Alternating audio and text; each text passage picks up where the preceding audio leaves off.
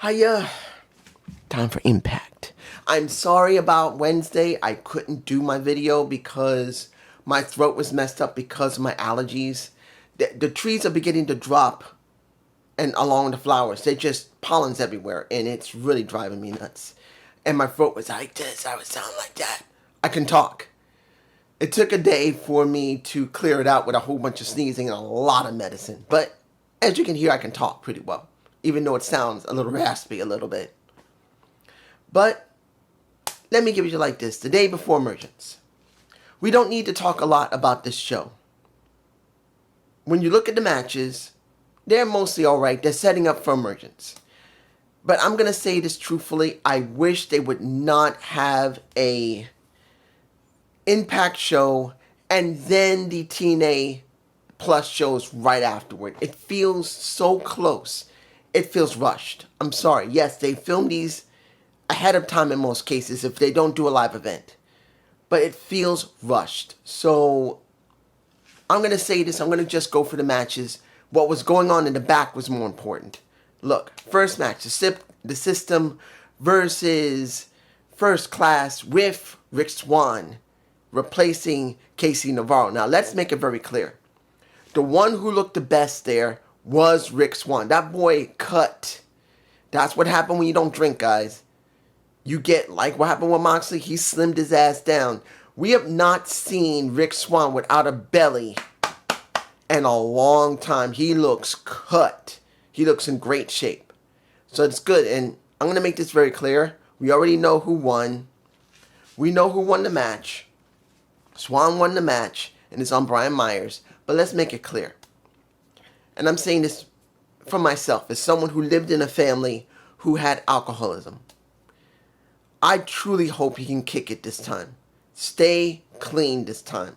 Because for his kids and his wife, that's what I want. I know this is going outside of pro wrestling and gonna look, dude, we don't want to hear this.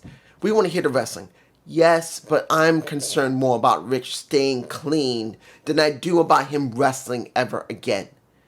Because he got his ass in trouble so many times already because of what he had been doing. So I want to see him clean more than I want to see him wrestle. This is just me. Moving on. Let me give you like this. I knew there had to be some reason why we were having Indy Hartwell working with Dan Luna. There's got to be something. And it's two somethings. But the first one makes sense while the second one is very iffy. I'm like, really? Why?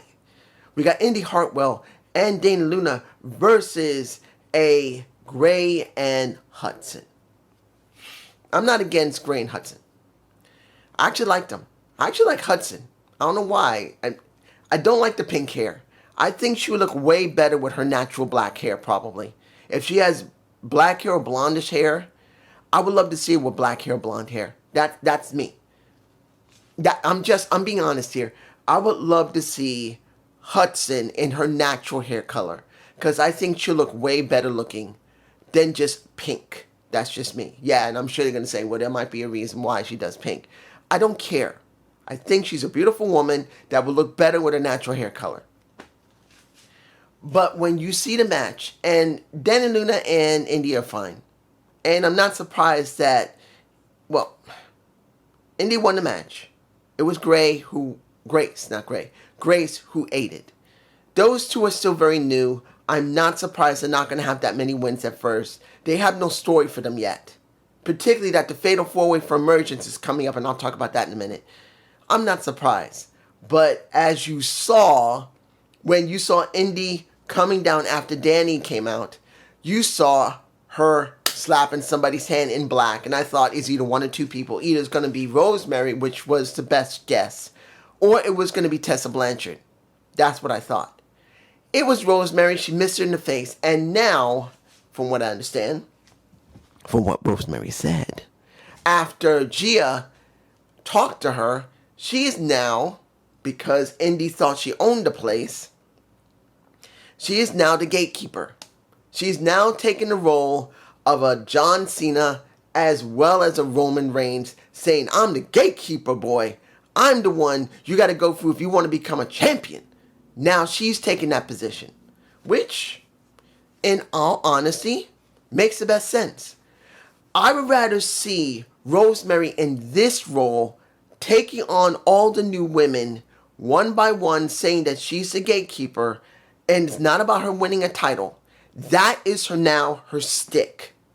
That she now has decided that the assassin, the undead realm daughter of the daughter of the undead realm, if you want to go there, she is now the gatekeeper. That is what her goal and her role is from now on. That she's got to go through Zaya. She's going to go through, like what happened with Zaya. She's going to go through Ling Lang Lee. She's now going to go through Indy. She's going to go through Danny. She'll go through any of them. If any of them are trying to get to the title, which I'm wondering if they're going to make an international championship for the women, the knockout. I'm wondering, will they go there with that? That would be interesting if they have a title for them, because to be honest, they need another title. They need a high one, the tag titles, and then they need a title for the women that's in a low position. I wouldn't mind them having something completely different, like a knockouts X Division title. There's nothing wrong with it. You can have an X Division title for the knockouts. Having a lower tier, they need one. They need 2-tier titles, because TNA has always had the women here, and a lot of the other women have always done, I mean, they have great stories for the women, but at this point, the way they've been booking, they need another title. I'm not saying it's great to have 2 women's titles, but at this point, they need one because of what's going on. I'm just saying.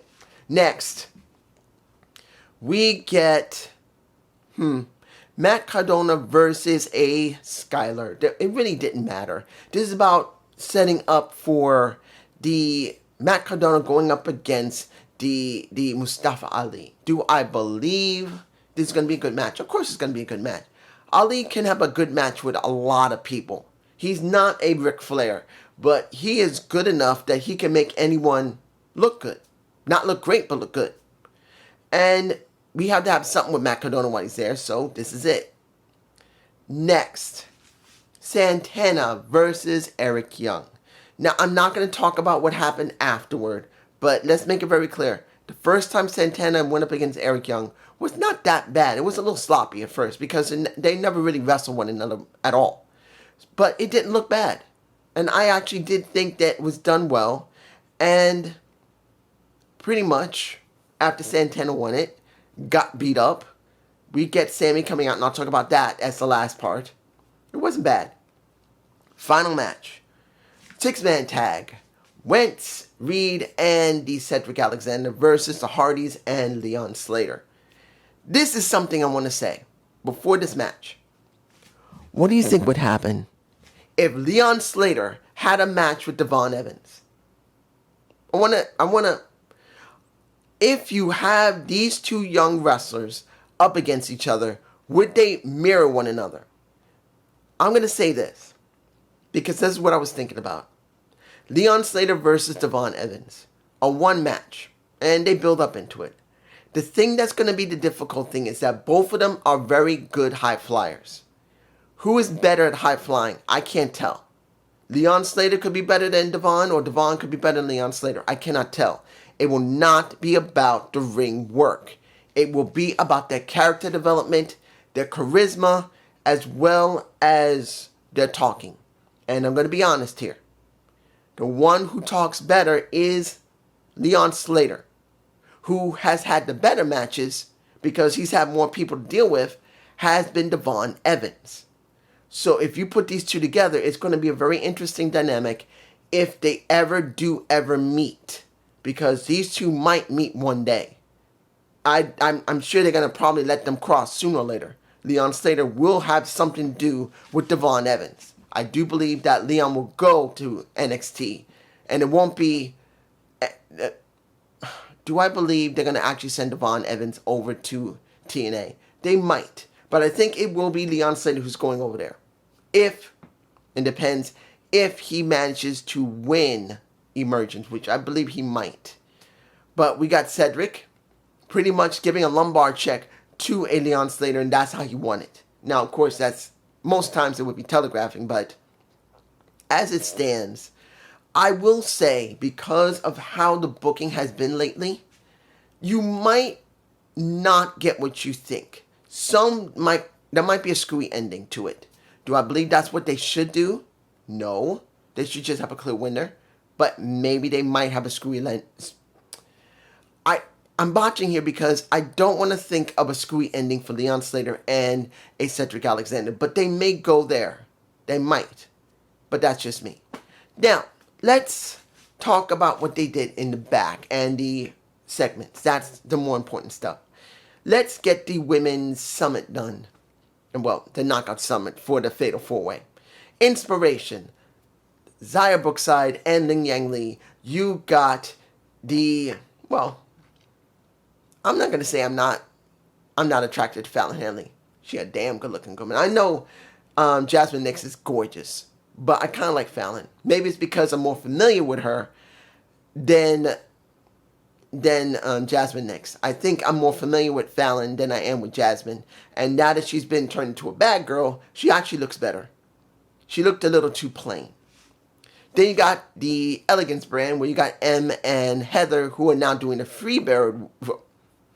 They decided because there's three of them, they're going to do the three-bird rule. Fine.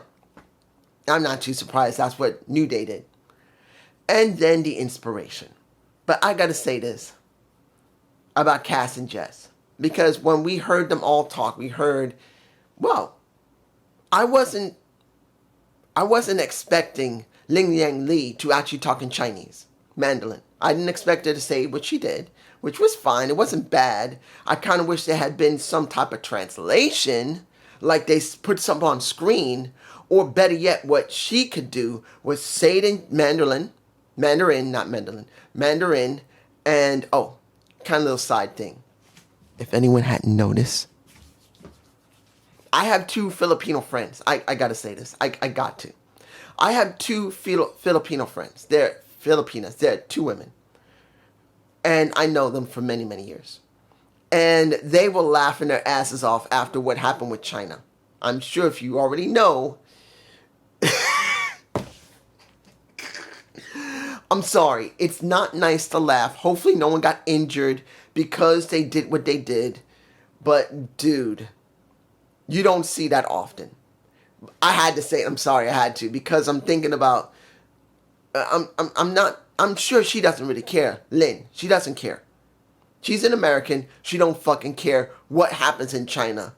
At least in that respect, they're acting stupid. But still, shit. But when Inspiration talked, and look, I'm not against Cass, and I'm not against Jess. The one that spoke the best was Cass. Jess, you guys tell me, did she sound like an old lady? And she's younger than me. I already had my birthday. I didn't say anything about it in July, but my birthday already happened. But when you heard Cass talk, listen, toots. The girl's not even older than 30-something. She is from the millennials. They don't talk like that. Listen, toots. And the way that, look, Cass and Jess are girls. They're girly girl. But who is more girly than the other? Jess is way more girly than Cass. Who's the more sexy of the two? Sean Spears' girl, his wife. Cass is much more sexier than Jess, taking nothing away from Jess being a beautiful woman. She is.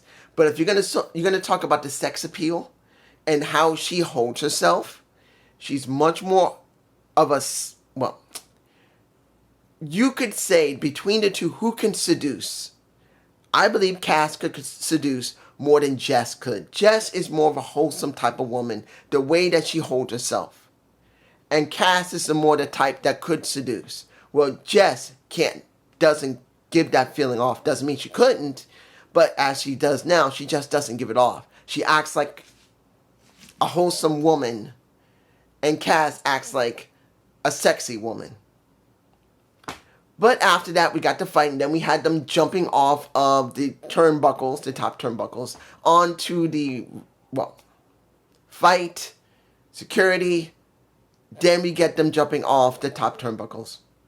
That's pretty standard. Okay. the King's Court. Well, I shouldn't call it the King's Court. It's more the King. That's the actual name, the King's Speech. Now, but it feels like the King's Court. Like Jerry the King Lawler. He could have called it the King's Royal Court instead of the King's Speech. The King's Speech? It doesn't sound like that. It doesn't sound royal. If you're going to be the damn king, if you're not going to be the king of rock and roll, if you're going to be an actual king, come on. Why not say the King's Royal Court or the King's Court or the something that would be more regal.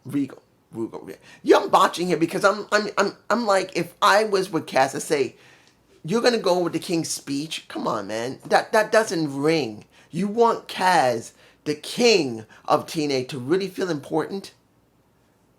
The royal decree,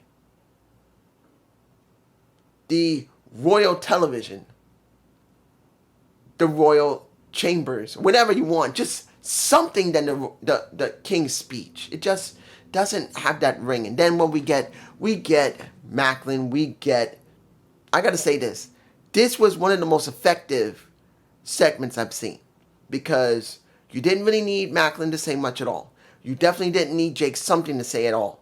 What did we get in the beginning? It's only about Kaz talking, which was the wisest thing. Between the three, he talks the most charismatic. Because I'm not saying that, well, I'm not going to say Jake can't talk, because he can, but he's not charismatic in that sense. He's intense. No, not intense. He's more aggressive. And then you look at a Steve Macklin who is intense. So you have aggressive with intense and charismatic. That's what you have. Yeah, Macklin did talk, saying, tell Cass to shut the fuck up. And then tells Jake, I'm going to take your head off. You're not getting this. If you think you're so great, you'll finally be something. And then we have the fight and all of that. I'm just saying, it was effective. I think that was the most effective one I've seen from any of them without really talking. The last thing we're going to talk about. Is this the last ride? I think that's the right way to call it. It shouldn't be. But the way what they're doing here, talking about a Sami Callihan having a match with I really don't want this here. I'm going to be honest here. I would rather see this set up for Bound for Glory in October. We got more than 2 months away. And I guess they want to do it now, which I find it to be really bad. You couldn't hold this off until Bound for Glory to give a Sami Callihan a real gift. That's what's getting me. Because if he wins or if he loses, it's on emergence. It's on emergence. And a TNA Plus show, you're actually giving Sami Callihan this special moment, because it's not every time we're going to see someone do this. I mean, they've done it more than a few times with a lot of people, but the Death Machine is a bit different. He's the replacement for Abyss. He has done the Abyss work. And the key here is, do you want to give him this if it really is the end? Couldn't you done this at Bound for Glory? If he really is going to retire here, and the way he talked, he made it very clear, this is my life. If I lose, I will do what needs to be done like a man. I will unlace my damn boots and take my damn job in the back. Now, did Eddie Edwards talk well? Yes, he did. He made it very clear, particularly what got me to really care about Eddie and Sami playing into what had happened, which was an accident, breaking literally Eddie Edwards' face with a bat and doing what he could to make the best of the entire situation. Honestly, that segment they had that match they had years ago, where he used that bat on that chair that bounced off the chair and hit him straight in the face. It didn't go right. But the point is, that is what made Sami Callihan and Eddie Edwards who they are today. And to be honest, I would rather not see a Sami Callihan end in the situation.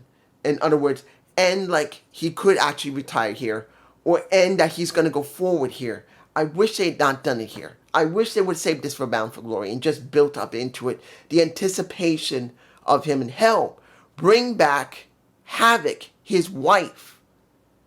Yeah, his wife, he should still be married to Havoc. And I would like to see her with him. And her being there, like with Steph Delano being with Mace Warner. And yes, I could say, dude, why don't you talk about Mace Warner and them getting in trouble with Santina's office? I'm leaving it because, yeah, it was interesting that they were knocking boots in his office and going, that son of a gun.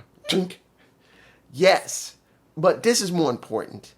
I just wish this wasn't done here. Has it been built well? No. It needed more time to really build up into it.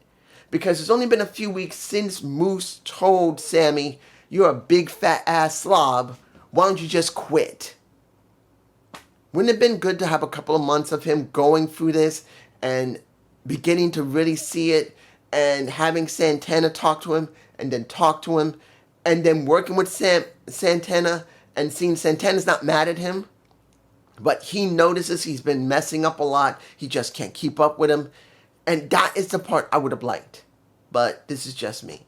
Hope you enjoy this review. Please give me a comment below. I will be doing Emergence tomorrow. Peace.